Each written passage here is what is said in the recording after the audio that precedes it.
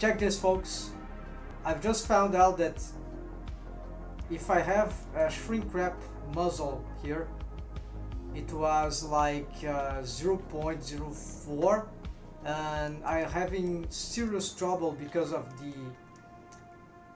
the subdivision and the shrink and how it works with the expanded mesh in regarding to this where it is, this ghost mesh that is inside there, right? And then you see that the shape here, the problem is very complicated to see because if I go on edit mode, if I turn off the mirror modifier, it affects sometimes the mesh. Okay, and so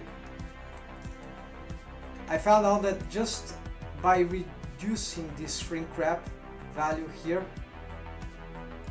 I get rid of these artifacts, but then it is not shrink wrapped at the distance that I wanted. So maybe here would be the case to have more. You see, this is horrible. This is, so 0.04 isn't good. Halfway would be acceptable. Here also we got some trouble. It gets not very sharp. 0.04, about there, so it was not good at all. I was trying to fix, but I didn't know exactly the culprit. So the trick here, not the trick, but one thing, I decided to place it just 0.01. So for object modifiers and even bone constraints, now that we can name those things, and so sometimes I want to reuse these values or take ref, and if I just have them inside the object modifier might not be very good, so why not placing it here, right? Something like that. So now I know that this is the of course you can get confused, but this is usually interesting. So now I know that the shrink wrap muzzle is using this value like by default on my setup, rig setup.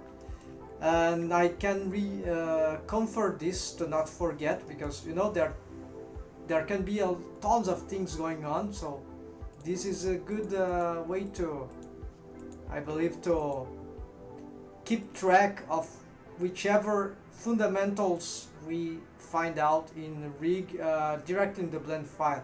Another way of course would be to take notes, but I don't have practice with that, so this inside Blender UI, I mean, right?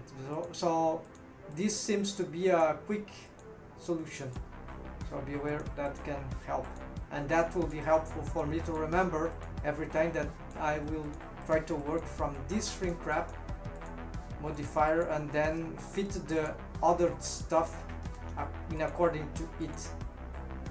For example, how I scale or I shrink this mesh, right?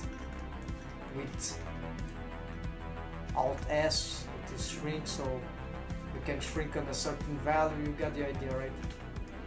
That's the strange highlight, but maybe can be useful.